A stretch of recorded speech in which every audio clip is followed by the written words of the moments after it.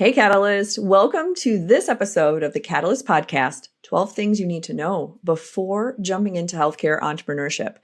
We're almost upon a new year, which means lots of ideas, lots of reflection on goals, past, present, future, and maybe your current state of affairs might not feel as comfortable as you thought, so you're contemplating big changes. Maybe you've been thinking about them for a long time. This is an episode you don't want to miss. I go through all 12 things. Some of them I didn't know when I made that shift. Many of them I thought I knew, but I'm going to give you a little more detail and strategy so that you can really prepare yourself to think about this massive change. And at the end, I'm going to give you some special ways that you can connect with me. And if this is the first time that you're on this channel or listening to this podcast, welcome. I don't know what my hair is doing today, but I've got my tea, so we're good to go. My name is Dr. Lara Salyer, and I help overworked healthcare professionals looking to catalyze their spark and spirit. I believe in a world where doctors flourish inside and outside the exam room by redefining medicine as a self-expression of the healing arts. If you're ready to step into your highest creative power and transform your practice, this channel is for you. So hit subscribe, and together we'll color outside the lines and paint your work-life masterpiece. So let's dig in, shall we? All right, if you got your tea, got your pen, your paper, or maybe crayons or markers, because that's how we roll, lots of color. I'm going to start. I've got notes in front of me because I was thinking about this as I was scrolling social media. There was a creator on TikTok that gave 3 things that she wished she had known before going into being an entrepreneur. And I thought, wow, that's a great idea. So I came up with an additional 9 because this is important.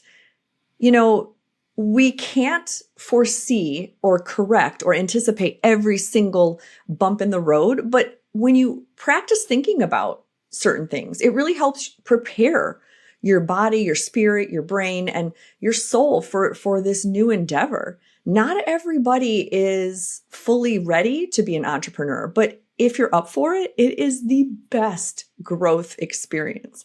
It is the most wonderful way to have a path towards self-actualization that I've met in my own life right now. And when you embrace that kind of spirit behind entrepreneurship, you can't go wrong because every mistake is a learning lesson. Every misstep becomes a growth opportunity. So let's just start from the top with number 1. So the number 1 thing, train your emotional intelligence. Whether you're a doctor, a chiropractor, nurse practitioner, PA, we are trained in a healthcare system that is robotic in a way. Yes, we learn empathy. Most of us are already empathetic, very heart-centered people, but we aren't given the robust knowledge of why we need to train up our emotional intelligence. And what I mean by that is managing criticism, managing setbacks and uncertainty, and not taking them personally. We're so used to achieving and goal-oriented behavior that when we've poured our heart and soul into a service or an online course, or perhaps the visit that you're spending 90 minutes, writing for your patient, and then something doesn't work, or they don't understand, you weren't clear, or maybe there's something that is not working on your website or your tech, or this certain patient felt like you missed the mark. You can use that feedback to grow, but you have to have emotional intelligence to do so. You have to know that everybody is walking around with their own perception of reality, and everybody has their own lens through which they're seeing that. And so when you develop that self-awareness to recognize what triggers you and how to put in proper internal boundaries, you can adjust your responses so that they are more growth-oriented. For example, if it's feedback, don't read the feedback surveys unless you're grounded and centered. Maybe you've had a full cup of coffee. Maybe it's a nice, lazy Saturday morning. Whatever it is, training up that awareness in your emotional responses will serve you so well as your health entrepreneurship blooms. Okay, let's go to number 2. Build a supportive system around you. First, a confession. I remember my whole life, whenever people would fill out paperwork and under employment, they would write self, I'd get a little jealous. Not going to lie. I'd wonder what that felt like to only be responsible for yourself, to make all the rules, to come in to work when you want, to leave work when you want. I didn't realize that really that is a false, naive perspective of what it means to be a solo entrepreneur. You actually have a support system around you, and you should. You can't do this alone. So we're talking financial, legal, but most importantly, peers and mentors that can help you when you feel like you're alone and you're trying to make decisions with good intention. These peers can be your best asset because they can help you support that vision. They can help you make better decisions, and you can move along this path a little quicker so you don't get stuck in your own limiting beliefs. Definitely get yourself a support system before you take the leap. Okay, number 3, master your calendar strategy. Oh my goodness, I cannot emphasize this enough. In all of my hundreds of mentoring sessions with practitioners, a lot of them feel overwhelmed. That's the number one emotion that they pick when they're at the beginning of their session. And I ask, how are you feeling? I'm feeling overwhelmed. And that's part of human nature, right? The world is overwhelming. But it also can either create in us this feeling of lack of control, or we can learn to harness that and create control by mastering our calendar. Because when you can master your calendar in chunks and in a certain cadence of planning, you start to feel more self-efficacious and you can own your time in a better way. And that creates better, efficient processes and productivity when you are running your own business. You're not showing up late, you're ending on time. It helps you, finish tasks that you started. And when you start to create your own type of calendar mastery, I like to call it time wizardry, you then see this vision bloom into reality. The things and ideas that are in your head of what you want to create are manifesting in reality because you're discerning when to work on them in your calendar. So whether it's your mentor or peers or a time coach or somebody who can help you spot those limiting beliefs when you kind of ignore the times that you could be planning your calendar in more strategic ways or cutting the fat out of your calendar and not being so redundant, that is one of the strategies that can help you succeed. So if you don't have that innate skill, many of us don't. Our executive function is kind of dependent on the container that we work in. We have staff that remind us of events. Well, then you need to learn to set triggers on your phone or timers and start getting used to ways like the Pomodoro technique that can help you manage your time wisely. Okay, number 4, mental flexibility. What I mean by that is get used to all the parts you have inside. You're going to show up differently in moments, differently every day. You have a bossy part that is so used to just telling people what to do because it needs to get done. You also have a perfectionist part who won't stop working until it's absolutely perfect. You also might have a little toddler that just wants to have a tantrum and say, I don't want to do this. It's too much. So all these parts are inside you. And having that ability to recognize who's driving the car and practice shifting that mindset in that moment, taking a break, taking a pause, adapting, all of this can help you completely level up your efficacy as an entrepreneur because you're able to regulate that physiologic state. So it might be dumping out all your tasks on a piece of paper. It might be moving your body, taking a walk, mindfulness, grounding techniques, tapping, meditation. There's a toolkit for everything. But if you don't start learning the tools that work for you, and you aren't able to pause and stop and recognize who's driving the car right now, then you're going to set yourself up for a lot of difficulty. Your team, your staff, your assistants, your medical assistants, your executive assistants, whoever you have on your team is going to have a hard time when you cannot discern your part in this emotional moment. So learning about practicing that mental flexibility with yourself can be a great skill to bring into entrepreneurship. Okay, number 5 is a tough one. I think I'm going to take a drink before.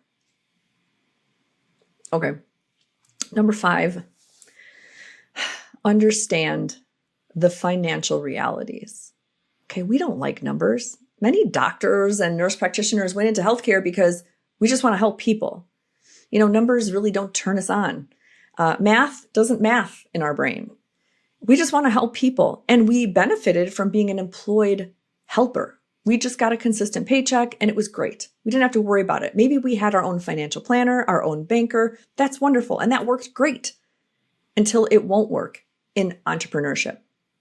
I recommend reading books like Profit First, like The Soul of Money, like Happy Pocket Full of Money. You need to confront your money mindset, which is a behavioral response to money, deeply rooted in our childhood and possibly even intergenerational, how your own family culture shaped your view of money.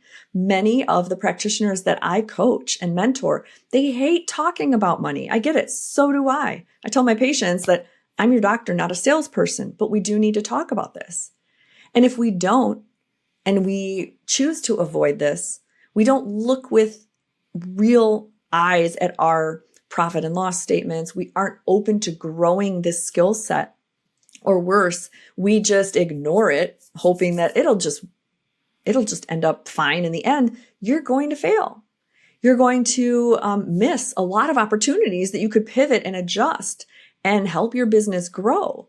And there's so many people out there that can help. So even just investing in a course that can teach you basic knowledge on how to interpret your accounting principles, right? How to manage decisions regarding which revenue stream is more profitable and what my goals are and my income, that can be a wonderful person on your team. I love bookkeepers that do this for you. They teach you every month. I use Kickstart Accounting, and you can see their interview in the episodes of my Catalyst podcast. The reason I love them is they do have a monthly meeting.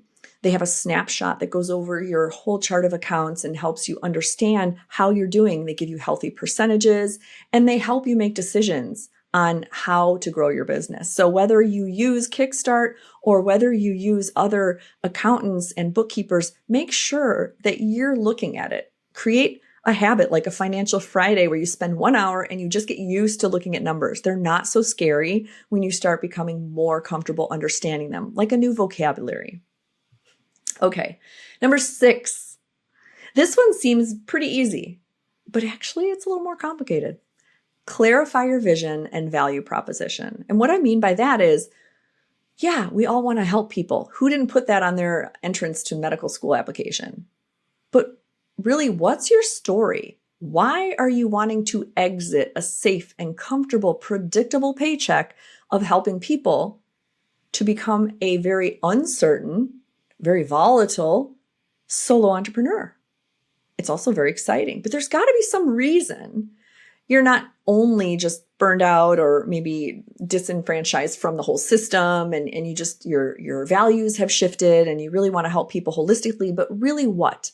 What's your inner story? What are the values that you want to express in your new adventure?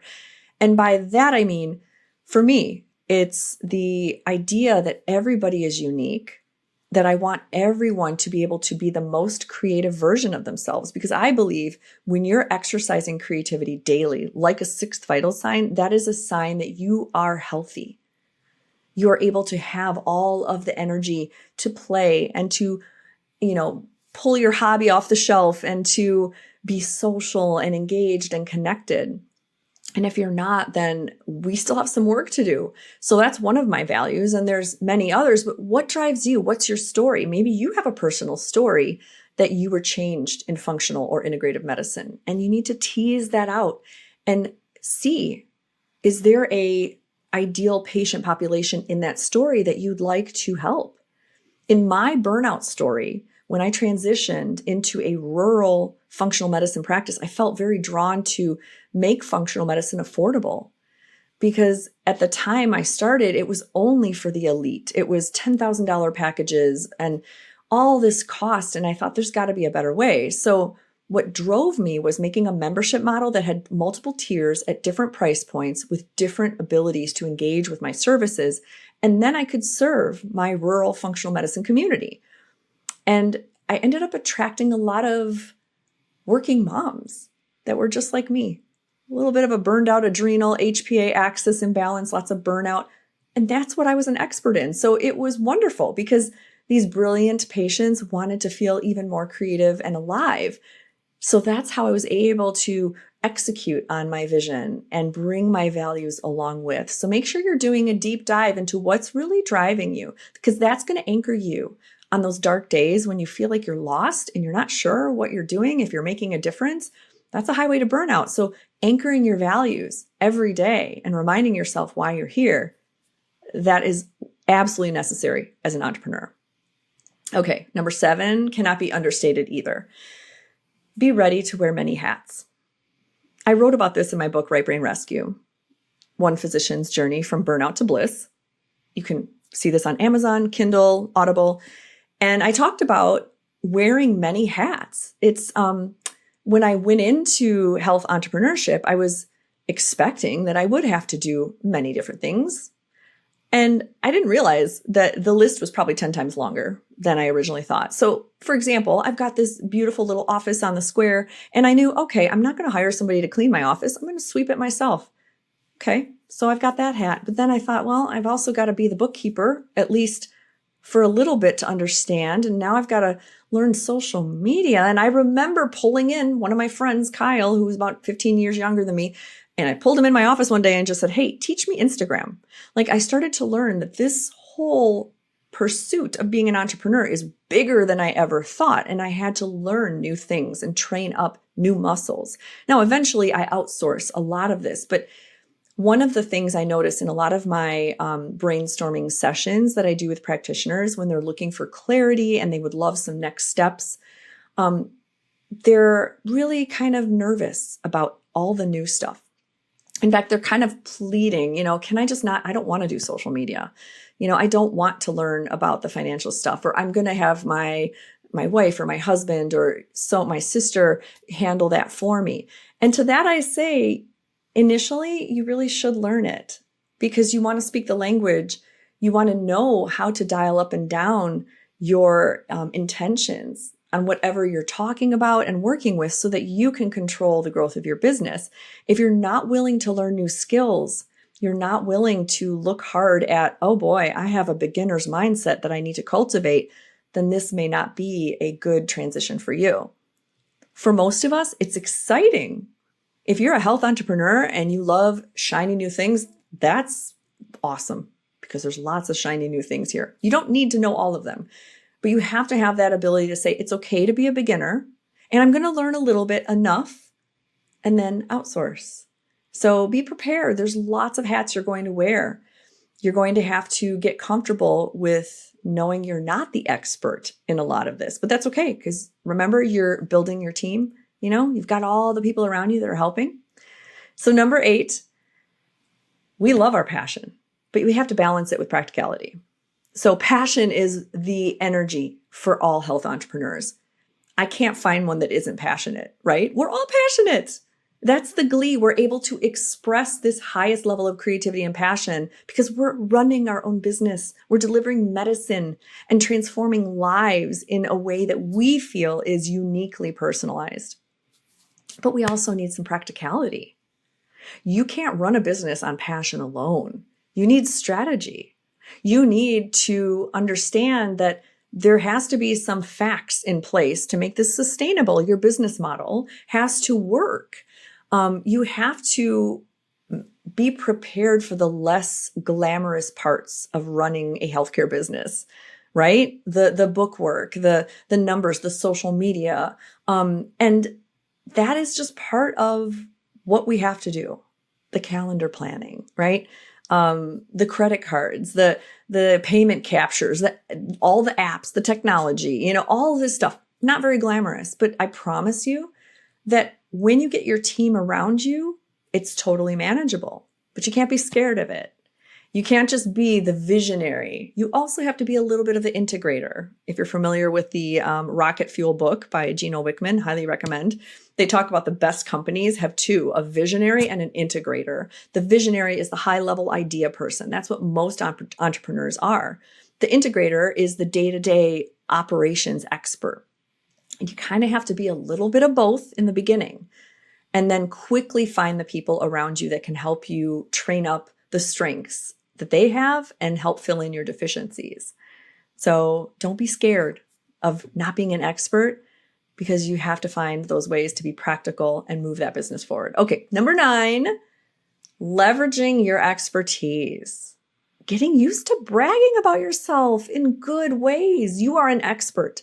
So many of us, especially when I'm coaching them, we all have this imposter syndrome that pops up. Well, I can't possibly know everything, so I'm going to sign up for another conference, or I'm not going to say anything on social media because what if somebody disagrees with me? Or what if I'm wrong and I quoted that study wrong?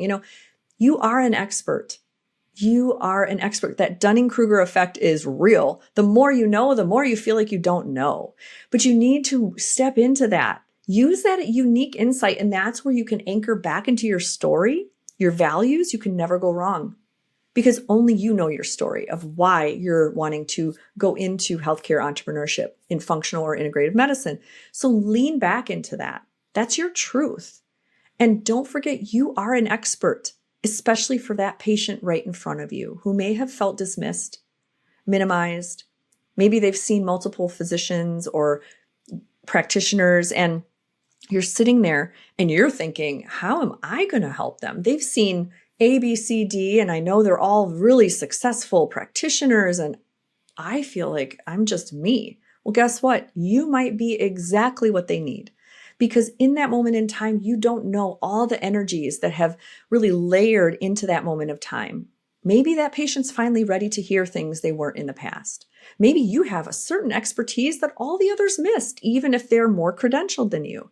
The uniqueness of a visit and a relationship between a patient and physician cannot be overstated. It's so important. And so I treat that with humility. Because for the same number of patients that come to me and say, oh my gosh, I have gotten so much better, nobody could catch this or nobody listened to me, I'm humble enough to know that there's probably an equal number of patients that have left my office and said that to the next physician because maybe I didn't catch something. It's just the uniqueness of us being dynamically human. We're very imperfect in our messiness. And so don't discount that you are an expert and make sure you leverage that. Maintain that commitment that you're going to continue evidence-based practices, you're continuing your learning and your research, but don't go down that rabbit hole thinking you need more credentials in order to finally show up and finally do this thing. Because it's a lifelong learning. Buckle up. We're all in it. Okay, 10. We've got 3 more left. 10. Prepare for the feelings of loneliness and isolation. Because even if you have a team, it's a very scary and isolating feeling. It is embracing the volatility and uncertainty that really is the premise of life on earth. There's nothing that is guaranteed in life. So having your own entrepreneurship, your own business is truly a spiritual practice. There's nothing in life guaranteed. You don't know, even if you have a regular job, if your job is still going to be there. You don't know if your family members could get hit by a car. You don't know if you could die the next day or you could not wake up the next day. There's nothing guaranteed in life. So becoming a solo entrepreneur really puts you face to face with that and how lonely that can feel and uncertain. So having this, knowledge and being prepared for it will serve you so that you aren't caught off guard that maybe you're doing something wrong if you feel scared or fearful. Same neurotransmitter, norepinephrine of fear is the same thing as excitement. So when you feel that way, if you have a team of peers or a mentor, you can bring that energy and then feel better knowing this is just kind of a normal cadence of entrepreneurship, right? So you have to make those intentional efforts to stay connected. Sometimes that's through a paid mentorship like I offer in Catalyst Studio. Sometimes you might find a local community, chamber of commerce, maybe an entrepreneur association, maybe your local college has something, but you have to be connected to people that also are living this so that you see, okay, these are just transient feelings, but I'm not alone. Number 11, embrace growth, right? There's no mistakes. There's no regrets. It's just another AFGO, another fucking growth opportunity, right? So things happen. And even if they're not something you intended, like a technology upgrade caused all of your website links to glitch out, just embrace it. Okay. Thank you for showing me, dear patient, that this no longer works. give me a few moments and we will fix this and have it up and running, right? Or maybe you invested in a certain, service. Maybe somebody promised that they could 10x your income and they're going to run some ads for you and you had no return on investment. Maybe you had one new lead generated and you could sit there and ruminate over the wasted $15,000, or you could embrace that as a growth opportunity because you realized, okay, I'm really not missing out by not having ads. I can do this myself. I can do a lot of organic reach in social media. And these are just two examples, right? And that's where checking your limiting beliefs is sometimes best done with a third party. Even the most emotionally aware person, we all have limiting beliefs. We all do. It's human. And it takes others to mirror them back to you in a very encouraging, loving, supportive way, like cheerleaders, right? So finding the right mentorship group that helps you grow that and you feel like you can let your hair down and you can admit that you're uncertain, there's power in that. And that's exactly what we cultivate in Catalyst Studio. It is a powerful group that is super transparent, and there is no such thing as a bad question or a mistake because we all have AFGOs every single day. So make sure that you practice that flexible growth mindset, and you might be ready for that jump into entrepreneurship.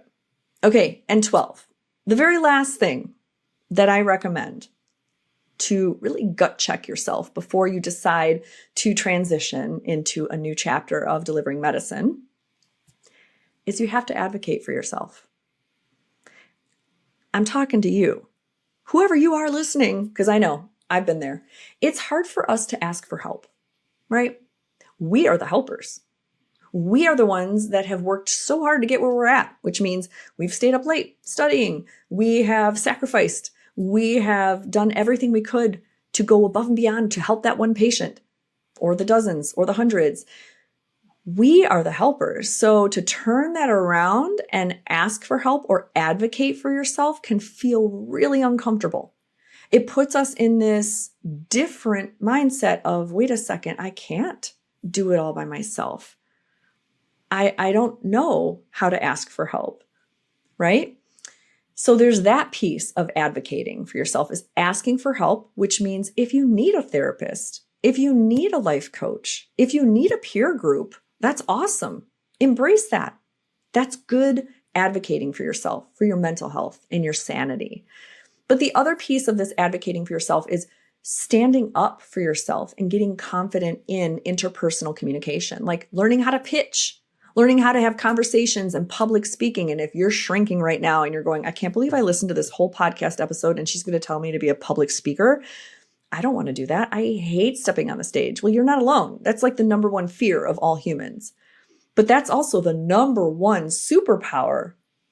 And something that I do not regret is I hired a public speaking coach because I learned that those skills are super translational. And we teach that in our Catalyst Studio. We teach that self-confidence that can come from within and you can embrace your authenticity. It's not about acting a certain way on stage or trying to communicate to a patient with these slimy salesy techniques to try and join your services. No, you can completely be authentic. And there are wonderful ways you can train this up and confidently represent yourself and your business. Because after all, your entrepreneurship business is you.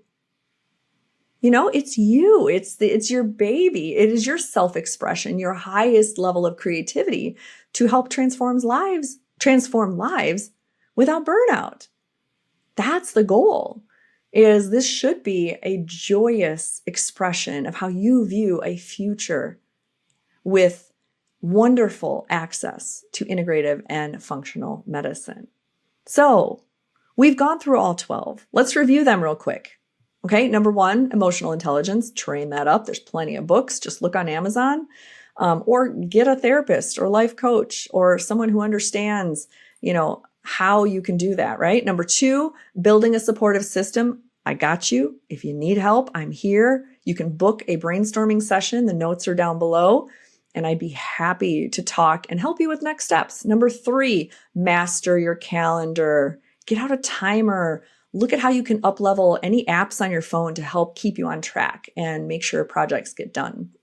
Number 4, parts work, mental flexibility, right? We're made of a bunch of parts. Who's listening today, right? Is it the bossy, perfectionistic? Is it the toddler? the oppositional team, get to know your parts. Give them names too. That's even fun. 5, understand financial realities. Do you have the money to make this transition? Can you pull from some savings? Do you have a business model that is going to work? Can you get a small business loan? Do you have a team of financial people to help you make decisions? Number 6, clarify your vision and value. Your own story is important here, as well as your values. When you anchor into those, it helps. Number 7, you're going to wear many hats. So be comfortable being a beginner. It's okay. Number 8, you need to balance your passion with practicality. So learning how to be practical and doing some of the scut work is important in the beginning. Number 9, leverage your healthcare expertise. You are an expert. Don't stand down from that. You don't need more credentials. You have a lot of wisdom that you can share. Number 10, it can get lonely and isolating, right? So be prepared for those uncomfortable feelings, but know that you have a wide net of professional peers that can support you, especially in Catalyst Studio. Number 11, growth mindset. If you catch yourself saying, I'm not good at that, stick the word yet at the end of it. I'm not good at social media yet. I'm not good at numbers yet, right? Growth. We're all here to grow. This can be the best growth experience of your life. And number 12, you got to advocate for yourself. Ask for help, right? And then get confident and train up those skills to advocate for yourself in your business. What is your secret superpower energy source?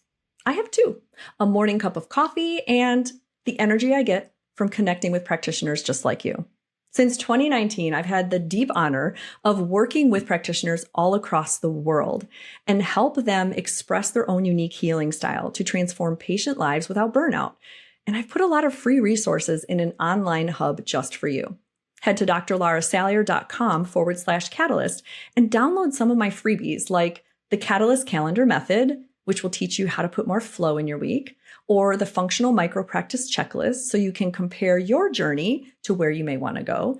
And my favorite, the Catalyst Archetype Quiz. It will match you to one of 4 personas, and you'll learn what is your best creative expression and also where are you most likely to drop into burnout. Knowledge is power and awareness is curative. But most of all, connect with me. Give me that superpower energy source and we can grab coffee at the same time.